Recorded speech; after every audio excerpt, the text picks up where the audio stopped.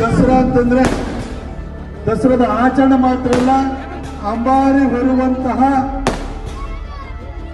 ಹಿಂದಿನ ಬಲರಾಮನು ಅರ್ಜುನನ್ನು ಕೂಡ ನಾವು ದೇವರಾಗೇ ನೋಡಿದ್ದೀವಿ.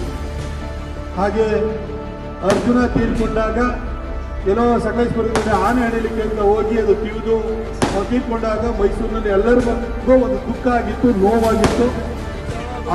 ಆ ಒಂದು ಅರ್ಜುನನ ನೆನಪಿಗೋಸ್ಕರ ಮಾವುತಾನ ಒಂದು ಸಿನಿಮಾನ ಮಾಡಿದರೆ ಆ ತಾಯಿ ಚಾಮುಂಡೇಶ್ವರಿಯ ಕೃಪೆ ನಿಮ್ಗೆ ಇರಲಿ ಅಂತ ಹೇಳ್ತಾ ಇಲ್ಲಿ ನಡೆದಿರುವಂತಹ ಎಲ್ಲರೂ ಕೂಡ ಒಟ್ಟು